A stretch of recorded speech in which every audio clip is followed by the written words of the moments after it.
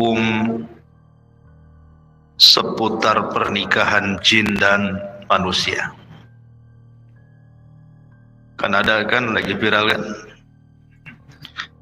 bahwa kakek saya menikah dengan jin. Bahkan ada fotonya.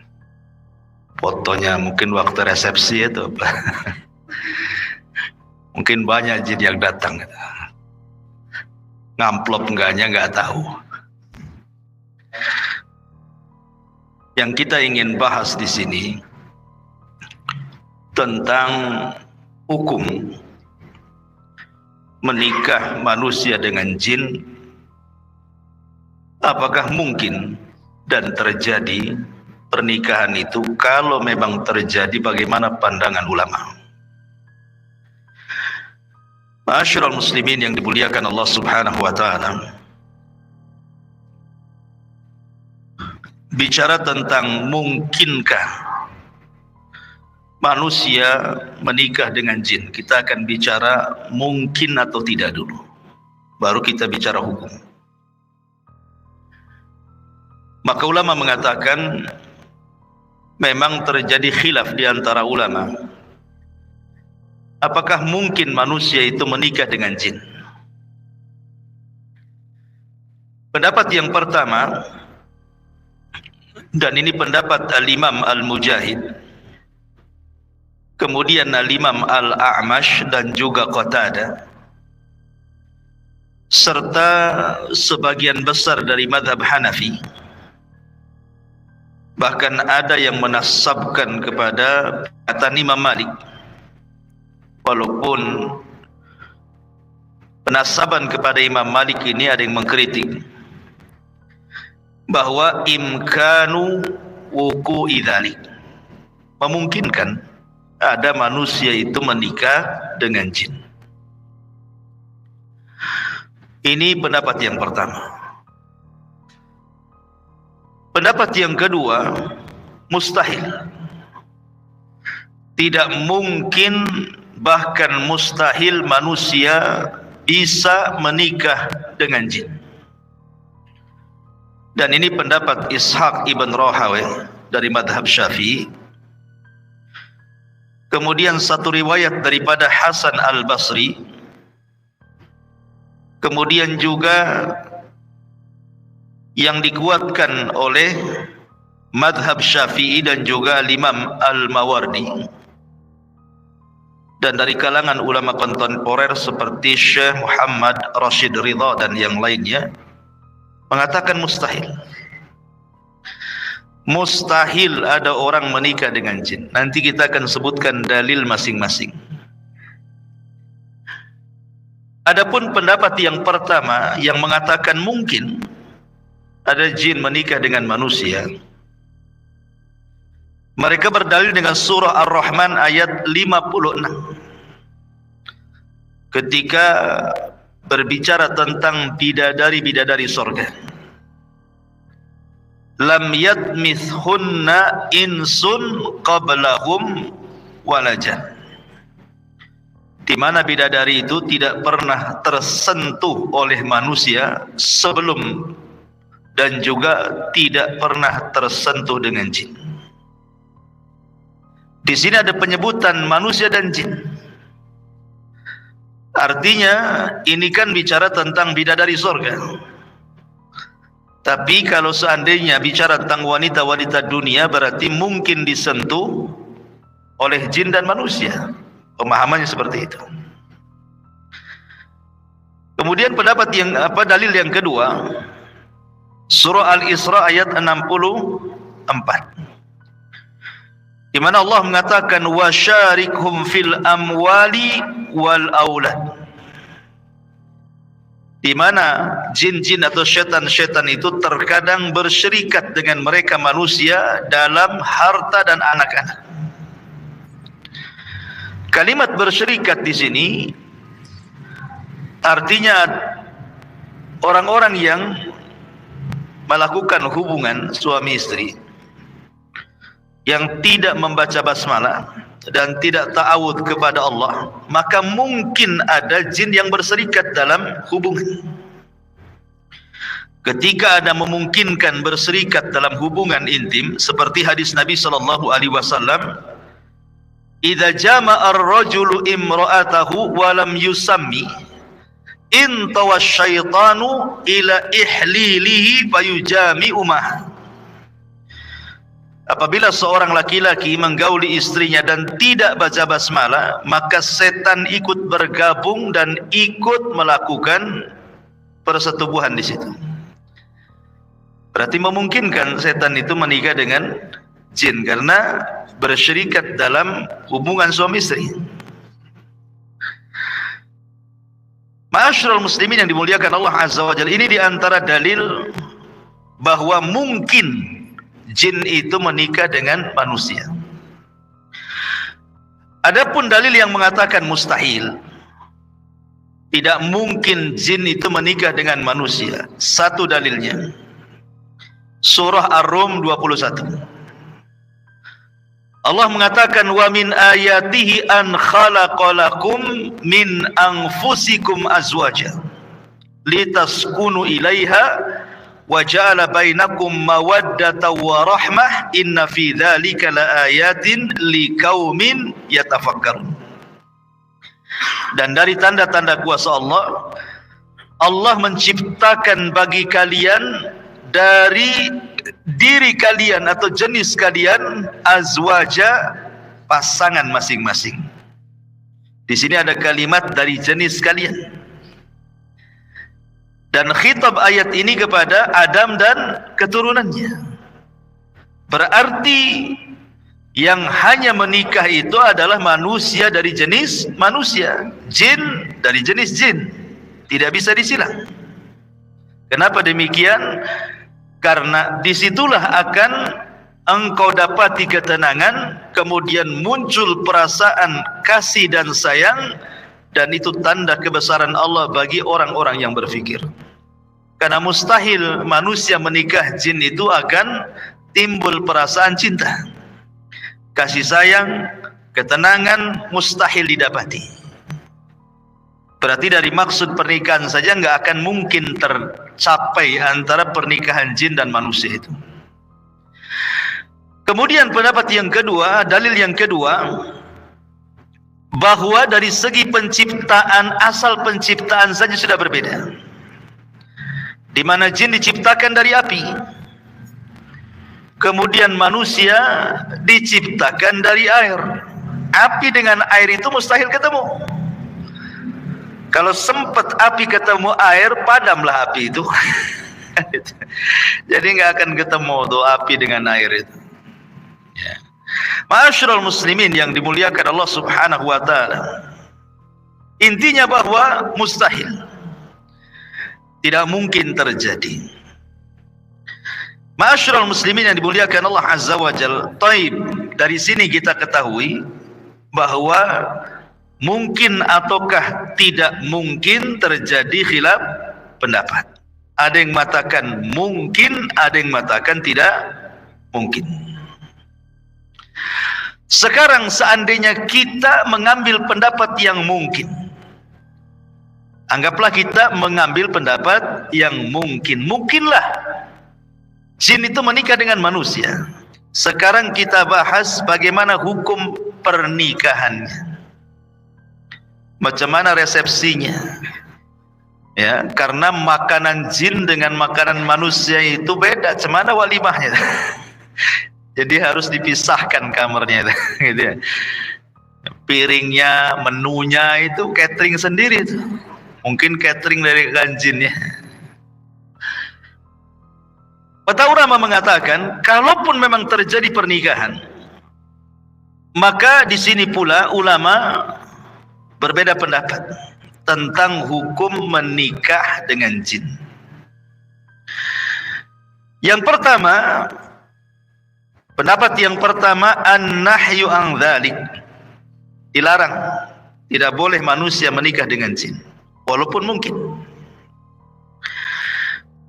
Artinya haram hukumnya. Nanti akan sebutkan tentang pendapat ulama masalah haram menikah dengan jin. Yang kedua, tidak sampai haram tapi makruh. Yang ketiga mubah, boleh saja. Baik. Adapun yang mengatakan haram hukumnya disebutkan oleh Al-Imam Al-Munawi dalam kitab Syarhul Jami' As-Saghir. Beliau mengatakan la tajuzu al-munakahatu bainal insi wal jin wa insun al-ma'u liikhtilafil jinsi. Tidak boleh menikah manusia dengan jin karena manusia itu tercipta dari api. Di sini ada perbedaan tentang jenis manusia dan jenis jin. Sehingga dari perbedaan jenis ini, kata ulama ini mengatakan haram. Tidak boleh menikah manusia dengan jin. Bahkan dikatakan oleh Syekhul Islam Ibn Taimiyah rahimahullahu ta'ala, kata beliau, al-mu'tamad, pendapat yang dipegang, annahu la yahillu nikahu, tidak halal menikahi mereka bangsa jin. Artinya haram. Lawan halal itu haram kan gitu. Bahkan berkata Syekh bin Baz rahimahullahu ta'ala ketika ditanya soal hukum menikah manusia dengan jin, maka dia mengatakan hadza fihi khilaf. Memang ini ada khilaf di antara ulama, beliau tidak mengingkari. Tapi beliau mengatakan la yumkin at-tahaqquk min islamihim wala dinihim. Sekarang kita tahu, okelah mungkin, karena ini khilaf di antara ulama, bagaimana Anda mengetahui bahwa pasangan Anda dari kalangan jin ini, kata Syekh bin Baz, agama mereka betul-betul Islam. Ya. Bagaimana cara mengetes agamanya, kan begitu? Maka beliau mengatakan fala yambagi at-tazawwuj minhum bil kulliyah, maka tidak layak siapapun menikah dengan bangsa jin secara mutlak, karena jin itu para pendusta. Bisa saja dia bukan muslim, ngaku muslim untuk menyesatkan orang. Ini menurut Syekh bin Baz rahimahullahu ta'ala. Kemudian ada juga yang mengatakan makruh, tetapi ada juga yang mengatakan boleh. Di antaranya pendapat Imam Ibnul Arabi Al-Maliki, nikahuhum jaizun aklan, nikah mereka boleh secara akal. Dan juga dikuatkan oleh Al-Imam Ibnul Imad Asy-Syafi'iyah. Asy-Syafi'i, Ibnul Imad Asy-Syafi'i yang bermadhab Syafi'i mengatakan dibolehkan. Tapi pendapat yang kuat, ma'asyiral muslimin yang dimuliakan Allah Azza wa Jalla, tidak boleh, haram manusia menikah dengan jin.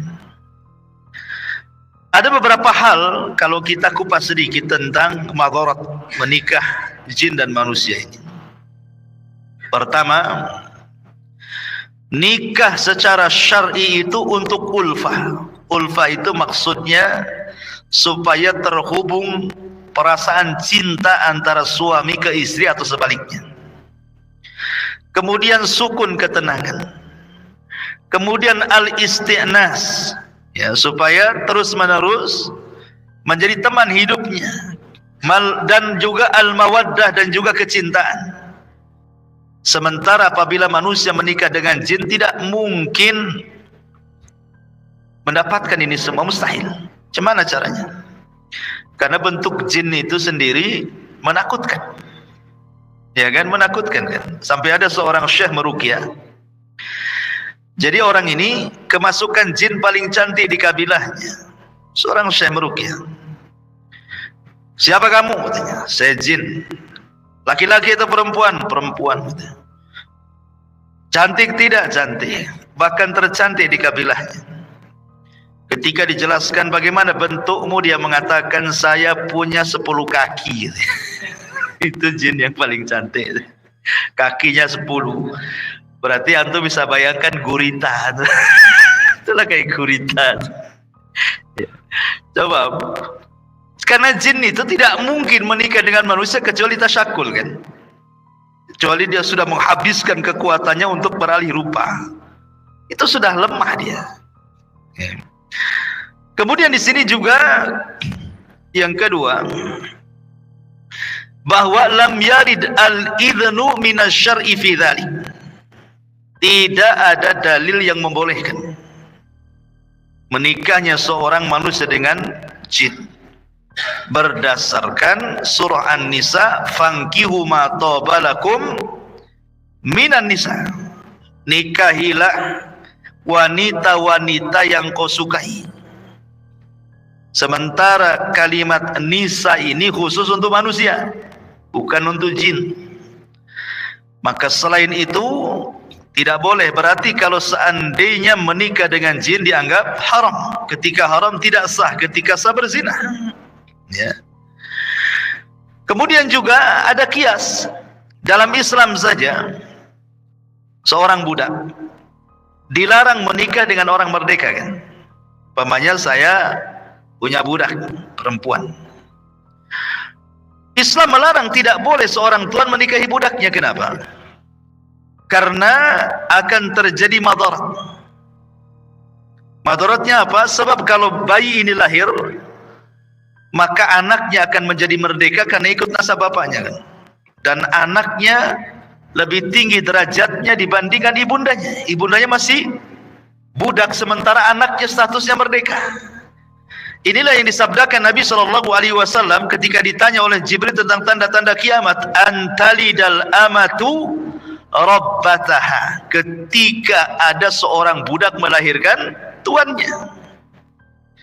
Lah kalau orang merdeka dengan budak saja dilarang dalam Islam karena ada madarat, bagaimana manusia menikah dengan jin? Tentu lebih madarat. Lebih madarat lagi. Ya. Kemudian kalau seandainya memang hamil gitu ya, baik jinnya yang hamil karena perempuannya dari jin, atau manusia yang hamil gitu ya karena pernikahan dengan laki-laki dari jin, itu nanti kalau lahir kayak apa itu anaknya? Ya. Kalau umpamanya kakeknya nikah sama jin, anaknya jadi apa itu? Jadi setan. Ya. Ma'asyiral muslimin yang dimuliakan Allah Azza wa Jalla. Jadi banyak pertanyaan yang susah dijawab nantinya. Kemudian juga Al-Imam Al-Mawardi beliau mengatakan ini mustangkarun lil ukul, enggak bisa dicerna menikah dengan jin dan manusia, litabayunil jinsaini, karena berbeda jenis, wa ikhtilaf at-tab'aini, karena berbeda tabiat.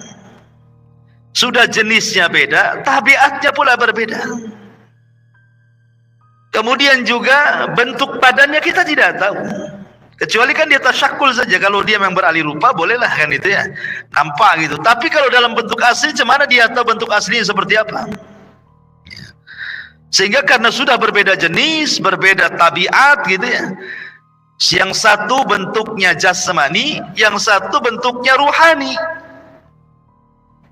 Cemana akan ketemu jasmani dengan ruhani?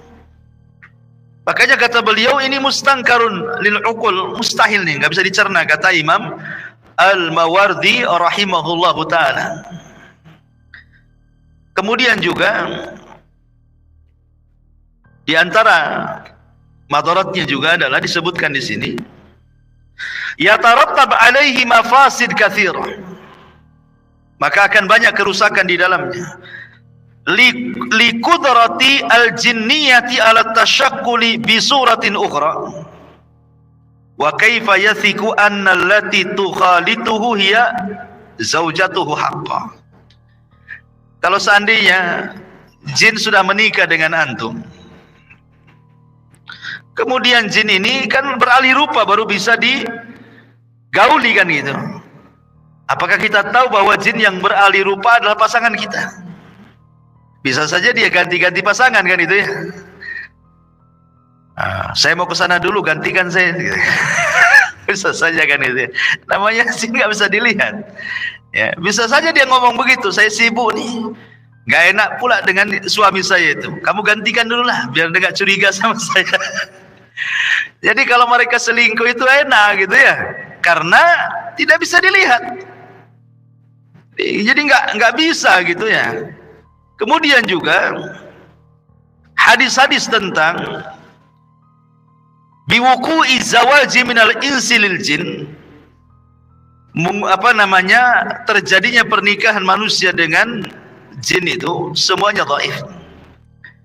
Tidak tertetapkan di dalam sunnah Nabi sallallahu alaihi wasallam. Seperti contoh saja hadisnya, hadis Aisyah radhiyallahu anha. Jadi Aisyah radhiyallahu anha, dia mengatakan ketika Nabi sallallahu alaihi, dia bertanya, "Ya Rasul, apakah dalam diriku ada jinnya?"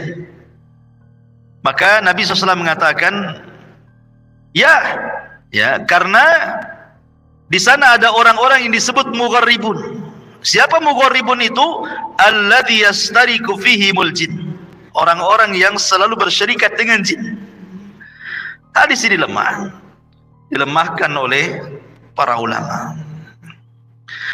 Intinya ma'asyiral muslimin yang dimuliakan Allah Subhanahu wa taala, ya, secara singkat mungkin ada 3 poin tentang bahaya menikah dengan jin itu. 1, pasti akan terjerumus kepada al-fawahish antara Bani Adam dengan jin.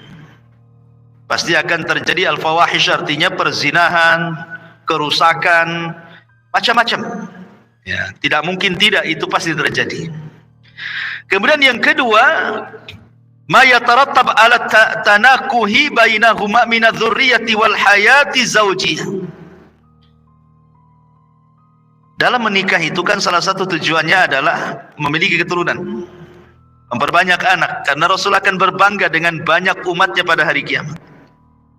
Apakah mungkin manusia ketika menggauli jin atau sebaliknya akan bisa punya keturunan sementara jenisnya sudah berbeda? Ya, rahim mereka berbeda dengan rahim manusia kan gitu. Jadi ini pun jadi masalah. Ya. Berarti tidak punya keturunan dengan mereka. Tidak ada keturunan dari jin. Jadi kalaupun seandainya nih ada seorang suami menggauli istrinya, lupa membaca basmalah atau isti'adzah, kemudian jin ikut menggauli di situ. Ya, memang kedua-duanya akan merasakan nikmat duniawi, tetapi tidak bisa membuahi jin itu, dan tidak bisa juga kemudian memecahkan keperawanan. Karena yang satu ruh, yang satu jism, macam mana caranya kan itu? Artinya bahwa dari sini saja sudah madarat, karena tidak mungkin kemudian pernikahan manusia dengan jin akan melahirkan keturunan. Adapun kemudian yang ada di medsos gitu, ya ada orang yang mukanya jelek kemudian mengatakan karena ibunya kawin dengan jin gitu. Apa pula, nggak ada urusannya. Nggak ada. Manusia itu diciptakan sebaik mungkin. Laqad khalaqnal insana fi ahsani taqwim. Kemudian juga yang ketiga, bahwa bermuamalah dengan bangsa jin ini pasti akan memadaratkan banyak perkara. Karena jin itu memang kalau dia muslim, dia tidak mungkin bermuamalah dengan manusia yang muslim. Kehidupan mereka sendiri. Berarti yang memungkinkan muamalah dengan manusia itu jin-jin yang kafir, jin-jin yang fasik. Walaupun dia muslim mungkin fasik, dan otomatis tujuan mereka sendiri menikah dengan manusia untuk merusak manusia, bukan untuk memperbaiki manusia. Maka tidak perlu berbangga. Tidak perlu berbangga orang itu, oh kakek saya menikah dengan jin. Apa kebanggaan kan itu ya. Oke, ada foto walimahnya, la ilaha illallah kan, sampai ke walimahnya. Cuman itu fotonya tuh. Bentuknya kayak apa itu yang hadir di situ? Padahal Nabi SAW ketika bicara tentang masalah asnaf, kelompok-kelompok dari kalangan jin itu, apa kata Nabi SAW? Jin itu salah satu asnaf. Jin itu ada tiga jenis, kata Nabi SAW. Apa saja kata beliau? Simfun lahum ajnihatun yatiruna fil hawa. Ada jenis jin itu punya sayap, dia terbang ke sana kemari. Kemudian wa simfun hayyatun wa kilab. Dan kelompok yang lain jin itu bentuknya ular-ular, bentuk ular-ular dan anjing-anjing. Jadi ketika walimah banyak ular. Yang hadir itu ya ular-ular itu. Ular, kemudian anjing-anjing gitu ya. Ya Allah ya. Kemudian wasimfun yahlun atau yahulluna wa yat'anun. Yahulluna wa yat'anun, dan kelompok yang lain mereka jin yang tinggal diam di rumah-rumah kaum muslimin, ataupun wa yat'anun ke sana kemari, dia rihlah safar ke sana kemari. Itulah jenis-jenis jin. Jenis-jenis jin yang disebutkan Nabi sallallahu alaihi wasallam dalam hadis Abi Tha'labah Al-Khushani radhiyallahu anhu. Di sana memang banyak pembagian soal macam-macam jin itu, ikhwan. Seperti umpamanya menurut ahli kalam. Menurut ahli kalamnya. Ahli kalam itu maksudnya orang-orang filsafat. Jadi mereka membagi ketika bicara tentang jin itu, kata Imam Ibnu Abdul Bar rahimahullahu ta'ala, al-jinnu inda ahlil kalam, jin menurut ahli kalam, orang-orang filsafat, ala maratib, itu ada tingkatan-tingkatannya. Fa'idha dzukkiru atau na'am fa'idha dzukkirul jin khalisan qalu jinniyun, atau faidza dzakaru al-jinna, apabila mereka menyebutkan kalimat jin khalisan secara mutlak gitu ya, enggak ada embel-embel yang lainnya, maka mereka mengatakan itulah maksudnya jin. Apabila disebutkan ya jin gitu. Fa idza aradu annahu mimman yaskunu ma'annas, tetapi kalau yang dimaksud jin yang hidup bersama manusia di rumah-rumah itu, qalu, mereka mengatakan amir, itu sebutannya amir ataupun jamannya awamir. Jadi jin-jin yang ada di rumah itu disebut amir namanya. Kemudian fa in kana mimman ya'ridu lisibyan qalu arwah. Tapi kalau yang dimaksud jin-jin yang suka main-main dengan anak-anak, mempermainkan anak-anak tuh, seperti anak-anak indigo gitu ya. Gitu suka dimain-mainin sama jin itu. Karena jin ini terkadang kalau tasyakul itu suka mewarna-warnai badannya. Untuk apa? Menakut-nakuti. Jadi kalau antum ke tempat gelap-gelap itu, kadang-kadang ada mungkin sekilas gitu ya, ada warna putih lewat gitu ya, atau warna-warna yang lainnya, itu memang jin seperti itu. Jin itu terkadang mereka menakut-nakuti manusia itu dengan menggunakan warna-warna di badannya. Tasyakulnya itu dengan talawun, mewarnai badannya. Kayak antum di lampu merah itu ada manusia silver tuh. Kayak gitulah, manusia silver ya, itu. Itu kan jin itu seperti itu. Jadi kadang-kadang antum lewat di kuburan, tiba-tiba pohon pisang jadi setan. Setelah betul-betul ditengok, ternyata pohon pisang. Tapi kalau sekilas itu kayak ada bayangan gitu ya, itu setan, itu jin yang nakut-nakuti kita tuh. Makanya terkadang anak indigo itu ya terkadang melihat jin, tetapi setelah tasyakul atau karena imajinasinya anak itu, karena suka ditakut-takuti setan sehingga seolah-olah melihat setan padahal tidak gitu ya. Nah, jadi ada namanya jin itu arwah. Makanya Rasul melarang mengeluarkan anak-anak di waktu maghrib.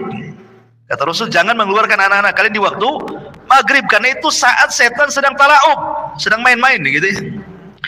Dan fa'in khabutha, kalau jahat jin itu, maka disebut marid. Marid ini kepala jinnya, ya, ketua jinnya. Bahkan dalam sebuah kitab ya, yang ini jadi rujukan bangsa jin, itu nanti saya akan sebutkan beberapa nama jin yang dijadikan rujukan tukang sihir. Kitab Syamsul Ma'arif itu. Di situ dijelaskan nama-nama kabilah-kabilah jin itu. Wallahu alam sandarannya kemana ya, tapi sebagai pengetahuan nanti saya sebutkan. Kemudian fa in zada ala dzalik, jadi kalau seandainya lebih parah daripada jin marid disebut ifrit. Itulah yang kemudian di zaman Sulaiman pernah tunduk kepada Sulaiman dan berjanji untuk mengangkat istana Ratu Balqis dari Yaman ke Palestina sebelum Sulaiman bangkit dari singgasananya. Berarti punya kekuatan tuh jin ibrit itu. Ma'asyiral muslimin yang dimuliakan Allah Subhanahu wa taala. Lah jin itu ikhwatu fiddin yang dimuliakan Allah Azza wa Jalla, menurut kitab dalam kitab Samsul Ma'arib, dan saya sudah jelaskan kitab ini rujukan tukang sihir dunia. Ya. Jadi dalam kitab itu ada namanya jin itu ad-dawiyin. Ad-dawiyin itu jin yang bercahaya. Maksudnya jin yang bercahaya itu adalah jin dari kalangan nasibin yang masuk Islam di zaman Nabi Shallallahu Alaihi Wasallam. Itu kan disebut jin nasibin itu. Maka turunannya itu semua masuk Islam. Nah, itu disebut dawiyin namanya. Jin-jin Islam keturunan nasibin itu disebut al-jinnu ad-dawiyin, jin yang bercahaya. Kemudian juga ada yang kedua namanya al-jinnul qamari. Kalau dawiyin kan cahayanya terang, kalau qamar bulan kan cahayanya agak samar-samar, redup-redup. Ini pun bagian daripada jin muslim. Bahkan dalam kitab itu disebutkan 80% jin al-qamari ini muslim, hanya 20% yang kafir katanya. Dari mana tahu persen-persenannya ini? Ya, apa ngecek di disduk jin kan tidak tahu juga. Kemudian juga yang ketiga ada namanya al-jinnun nariyah. Nah, ini jin keturunan iblis. Semua kafir. Al-jinnun nariyah ini. Karena nar itu diambil dari kata api. Ya, sesuai dengan ciptaannya. Dan ini kebanyakan kafir ya, ini pengikut iblis gitu ya. Kemudian ada jin namanya al-ma'iyun, jin yang hidup di air. Makanya mereka membuat istana iblis di air kan, itu di lautan. Mereka suka nyelam seperti jin-jin yang bekerja kepada Sulaiman kan, mereka menyelam-nyelam gitu ya, dan membuat bangunan. Kemudian yang kelima ada namanya al-jinnu at-turabiyun. Turab itu diambil dari tanah. Jadi jin itu hidupnya di dalam tanah dia. Ya. Kemudian juga ini namanya jin-jin, jenis-jenis jin gitu ya. Lah adapun kabilah-kabilah, jin juga punya kabilah. Kayak kita juga kan ada suku-suku ya di Indonesia itu ya. Ada suku Jawa, ada suku Sunda, ada suku Padang, Melayu, macam-macam ya. Kubata gitu ya. Maka jin juga itu ada kabilahnya, ada suku-sukunya. Yang pertama ada namanya kabilah tu Amir, kabilah jin-jin dari jin-jin Amir. Ini biasanya khusus menempati rumah-rumah kaum muslimin, khususnya kamar-kamar mandi. Makanya kalau masuk kamar mandi disuruh untuk berdoa. Ya, mereka tidak menyakiti secara badan. Kalau jin muslim mereka tidak akan menyakiti. Makanya di zaman Nabi Shallallahu Alaihi Wasallam ketika perang Khandaq, kan perang Khandaq itu sahabat harus menjaga parit. Mereka meninggalkan rumah-rumah istri-istri mereka. Jadi ada seorang sahabat Ansor takut, khawatir dengan istrinya, takut diserang gitu ya dari belakang. Maka dia minta izin kepada Nabi Shallallahu Alaihi Wasallam, Rasul, saya ingin melihat istri saya. Kata Nabi, ya bawa pedang. Aku takut nanti engkau akan dihadang oleh Bani Quraidah. Pulang dia. Ketika pulang, istrinya dalam pakaian rumah langsung keluar. Marah, langsung mencabut pedangnya. Ya, karena aib seorang wanita keluar dalam pakaian yang seperti itu di zaman Nabi kan itu ya. Rupanya kata istrinya, jangan istiajal, jangan terburu-buru. Kau lihat di rumah tuh. Akhirnya sahabat ini masuk ke dalam rumah, rupanya di kasur ada ular besar. Ya. Akhirnya kemudian diseranglah ular itu dengan pedang, sehingga ular itu menyerang balik. Akhirnya sama-sama kena. Ular itu menggigit sahabat ini dan pedangnya berhasil memutus ular, mati dua-duanya.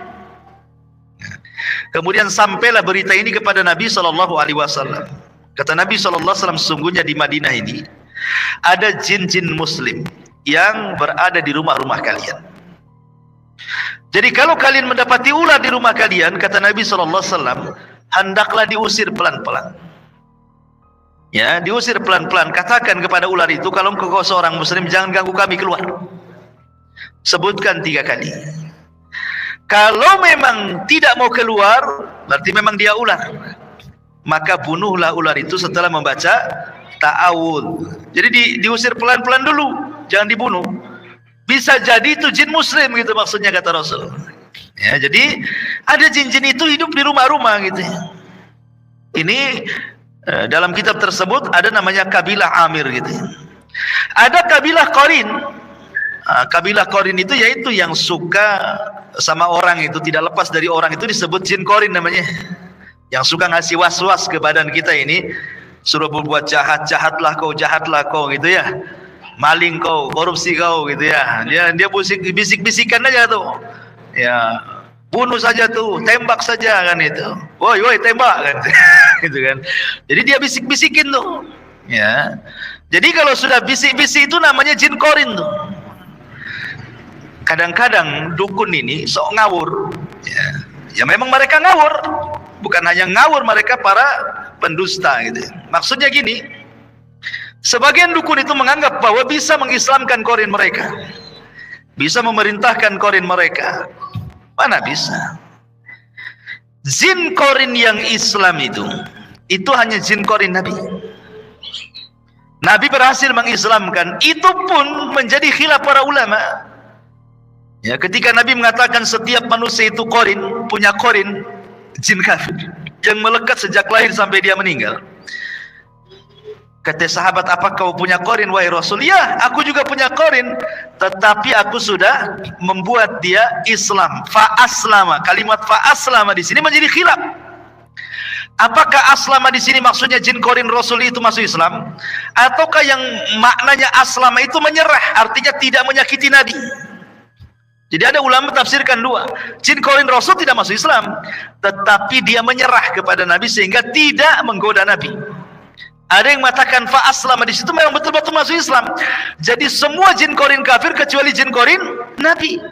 Kok bisa ada seorang dukun mengatakan mengislamkan jin Qarin? Sejak kapan jin Qarin masuk Islam? Syahadatnya di mana? Kuah mana untuk ngambil legalitasnya keislaman dia? Ini kadang-kadang pendusta para dukun itu. Ya mereka pendusta, dajjal ya. Masyarul muslimin yang dimuliakan Allah Azza wa Jalla. Jadi ada kabilah jin Qarin ya. Ya Qarin semua itu satu kabilah. Ada namanya kabilah Al-Marid wal Maradah. Yang jinnya gede-gede gitu, yang tinggi-tinggi, gede-gede badannya. Yang mereka suka jahat kepada manusia. Makanya di bulan Ramadan, ketika Nabi SAW mengatakan wasufidati syayatin, dan setan-setan diikat, maksudnya tidak semua setan. Yang diikat itu ya setan dari kabilah Marid atau Maraddah. Jin-jin yang besar-besar, yang jahat-jahat itu ya, yang suka menggoda manusia sampai tingkat kepada kekufuran dan kesyirikan. Itu yang kemudian diikat, tidak bisa bergerak. Adapun krocok-krocoknya ya lepas kan itu. Makanya di bulan Ramadan masih banyak kan orang yang tidak puasa, masih banyak orang yang maksiat.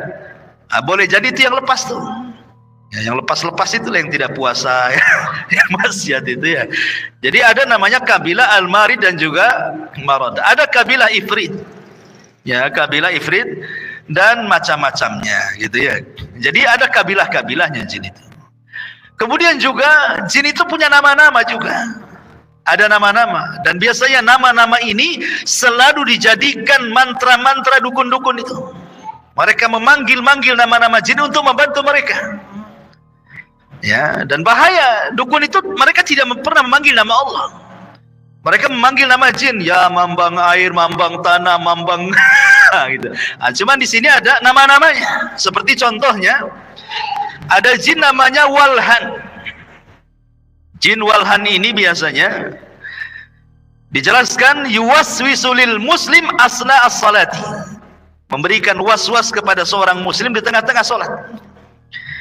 Dia masuk ke perut, kemudian buat bunyi-bunyi kerbak-kerbuk gitu kan, kemudian disangka kentut padahal tidak, akhirnya membatalkan salat. Kata Rasul, jangan kamu berpaling dari salatmu kalau hanya mendengar suara perut, kecuali kalau sudah keluar dan terdengar ledakannya. Ya, kentutnya sudah kedengar gitu ya, dor gitu ya, atau baunya nampak ke hidung, berarti jelas kentutnya. Tapi kalau suara perut jangan, itu waswas setan dari setan atau jin namanya walhan. Atau ketika tidak berhasil lewat perut, masuk ke pikiran, kemudian mengingatkan benda-benda atau janji-janji yang di luar sholat tidak ingat. Oh iya, hari ini kan ada janji, padahal lagi sholat tuh. Ketika luar sholat dah ingat janji itu. Ketika luar sholat dah tahu benda di mana. Ketika sholat kau tahu, oh iya, letakkan di dapur. Bego kali aku katanya. Kan itu ya. Ya. Jadi itu namanya walhan. Kemudian ada namanya selain walhan namanya zalnabun. Zalnabur. Ini biasanya jin yang suka dorong-dorong manusia untuk dusta, ya, supaya berdusta, masuk ke pasar-pasar gitu ya, masuk ke pedagang sayur, ke pedagang daging, ke pedagang macam-macam, suruh sumpah dalam rangka mendustakan, atau suruh ganjil aja timbangan itu, ya kurangi aja meteran itu gitu ya, kurangi aja takaran itu.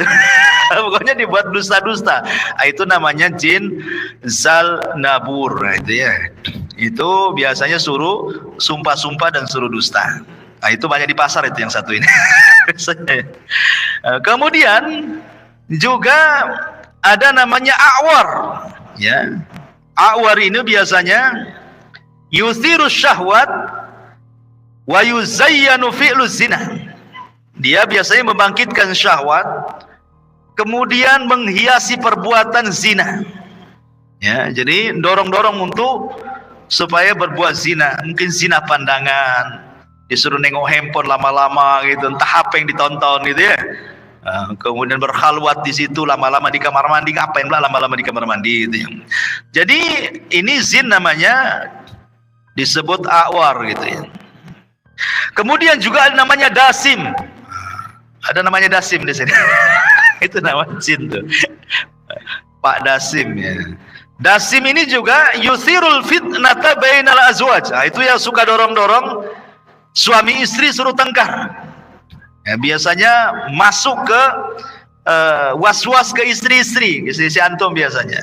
Ini Pak Dasim ini masuk ke istri-istri antum, disuruh cerewet gitu ya sama antum supaya antum kesel gitu ya. Disuruh nguas-wasin, minta tambah belanjanya gitu ya, disuruh nengok istri tetangga banyak emasnya gitu. Gitu ya. Oh ya, si Dasim ini itu tugasnya tuh ya, dia suka ngasih was-was gitu ya. Kemudian juga ada namanya Lakis. Lakis ini min banati iblis, dia termasuk anak-anak perempuan iblis yang mengganggu wanita-wanita untuk supaya melakukan kemungkaran. Ya, terkadang masuk ke wanita-wanita akhirnya tidak mau nikah. Ya, itu masuk pada jin al-asyik namanya. Jadi orang yang sudah 40 tahun, biasanya perempuan sudah mapan, sudah punya pekerjaan, itu tidak mau nikah. Ngapain susah gitu ya kan. Kalau saya nikah harta saya habis dimakan suami saya. Gitu ya kan. Jadi ada orang-orang yang nggak mau nikah tuh. Ya, yang laki-laki juga sama ya, nanti kemasukan jin ini. Kemudian ada namanya jin ini ad-dahar.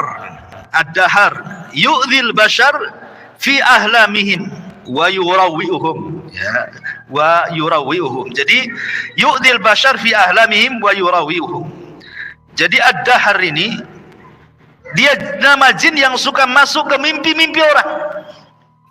Ya, kemudian menakut-nakuti dalam mimpinya tuh. Dia masuk dalam mimpi itu. Kemudian dia membuat dalam mimpinya seolah jadi genderuwo gitu ya. Kemudian jadi binatang-binatang buas gitu ya. Pokoknya dia menakut-nakuti dalam mimpinya. Makanya mimpi basah sekalipun itu bukan dari Allah, bukan mimpi baik, mimpi basah itu. Mimpi basah itu dari setan. Makanya para nabi tidak pernah mimpi basah. Ya. Tidak ada satupun nabi yang mimpi basah. Kenapa? Karena mimpi basah maksudnya mimpi berhubungan suami istri dalam mimpi itu dari setan. Terkadang kiriman sihir. Pamannya antum dalam mimpi gitu kan menggauli tetangga antum, diceritakan pula sama istri. Kacau antum ini. Jangan diceritakan sama istri. Dek, semalam saya menggauli tetangga sebelah. Ya, salah itu ya. Jangan diceritakan. Itu mimpi buruk, jangan diceritakan. Ya, itu namanya dahar itu ya. Kalau dahar orang Sunda ya makan. Maksudnya dahar di sini nama jin. Ada namanya jin itu tamrih. Ya, itu yunshirul kasal wa adamul qudrati alal qiyam bil wajibat.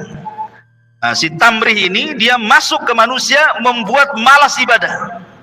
Kemudian tidak mau melakukan hal-hal yang wajib. Dia malas sholat gitu ya. Pokoknya malas berbuat baik sama orang tua. Pokoknya yang wajib-wajib itu malas dia melakukannya. Termasuk juga ada namanya jin, namanya sabrun ya, atau sabar ya, pakai sa. Yusaidu ala latmil wajhi. Itu dorong-dorong orang untuk mukul. Kalau mukul itu pukul wajah, pukul wajah. Makanya dalam Islam tidak boleh mukul wajah. Kata Rasulullah, tadribil wajah, jangan pukul wajah. Dalam kondisi apapun suami marah sama istri, jangan pukul wajah. Pukul yang lainnya saja. Ya, jangan wajahnya. Ya. Kemudian juga ada namanya miklas. Miklas ini yukiul adawata wal baghdha bainan nas. Dia suka nyulut kompor dia. Supaya orang musuhan, supaya orang kemudian bertengkar gitu ya, dan lain sebagainya dan lain sebagainya. Lah ini penamaan-penamaan seperti ini secara nas Al-Quran atau hadis Nabi SAW memang tidak ada. Tapi tercantum dalam kitab yang jadikan rujukan para dukun seperti Samsul Ma'arif, kemudian kitab-kitab yang semakna yang sudah saya jelaskan ke antum. Lah nama-nama inilah yang kemudian dipanggil-panggil mereka itu. Ya, nama-nama jin inilah untuk kemudian memanggil mereka dan menolong keinginannya. Maka tidak boleh seseorang itu memanggil-manggil kecuali nama Allah Subhanahu wa ta'ala. Ya. Ma'asyiral muslimin yang dimuliakan Allah Subhanahu wa ta'ala. Baik. Kemudian juga yang kalau kita mengacu kepada nas-nas ya Al-Quran atau hadis Nabi SAW yang sudah jelas-jelas ya, nama-nama jin itu adalah pertama jin Al-Qarin, itu sudah jelas. Berdasarkan nas memang ada namanya jin Al-Qarin. Ya, memang yang tidak lepas daripada manusia. Jin itu memberikan was-was untuk melakukan kejahatan. Ada namanya jin itu Al-Khubthu Wal-Khaba'ith. Ya, makanya kalau kita masuk kamar mandi, kita disuruh berlindung dari Al-Khubthu Wal-Khaba'ith kan? Al-Khubthu itu artinya jin laki-laki, Al-Khaba'ith jin perempuan. Jadi kalau yang masuk laki-laki digoda Al-Khaba'ith perempuan. Kalau yang masuk perempuan digoda Al-Khubthu jin laki-laki. Kalau yang masuk bencong digoda dua-duanya. Baik. Jadi ini sudah jelas ada Al-Khubthu Al-Khaba'ith. Atau umpamanya jin yang disebutkan yang jelas-jelas gitu ya berdasarkan nas Al-Quranul Karim ataupun hadis-hadis Nabi SAW. Seperti contohnya apa ya, jin hammam tadi sudah jelas ya, kamar mandi.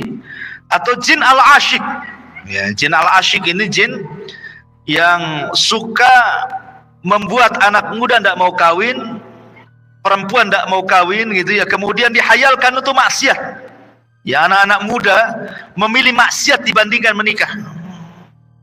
Ya, dibandingkan menikah itu karena kemasukan jin al-asyik namanya.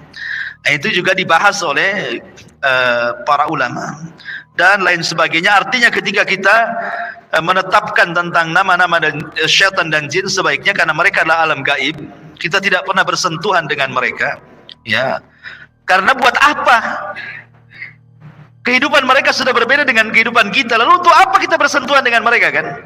Karena biasanya yang bersentuhan dengan kalangan jin itu adalah mereka para dukun. Karena para dukun itu mengaku hal gaib. Dan orang yang mengaku mengetahui ilmu gaib itu ada dua macam. Pertama, menggunakan jasa setan, istihdamu syayatin, dan mereka adalah musuh para nabi. Ataupun sok tahu ilmu gaib, tidak menggunakan setan, dan mereka para dajjal, para penipu. Ya, itu saja kan itu ya. Karena tapi masalahnya dukun-dukun sekarang tidak mau dibilang dukun. Sepersis kayak riba gitu ya. Jangan dibilang riba, bunga bank gitu. Jangan dibilang khamar, jus, jeruk gitu ya. Tapi dimakan teler dia kan. Jangan dibilang dukun, bilang aja orang pintar gitu ya. Jadi kadang-kadang disamar-samarkan dia, emang begitu. Kebatilan itu harus disamarkan supaya manusia terperangkap dalam kebatilan. Ma'asyiral muslimin yang dimuliakan Allah Azza wa Jalla, wallahu a'lam. Mungkin saya tidak lama-lama ya, udah jam 9 karena juga cuaca dingin di luar. Insyaallah ini saja yang bisa saya sampaikan. Mudah-mudahan ada manfaatnya. Kita tutup dengan doa kafaratul majlis. Subhanakallah bihamdika asyhadu an la ilaha illa anta astaghfiruka wa atubu ilaik. Allahu ta'ala alam. Assalamualaikum warahmatullahi wabarakatuh.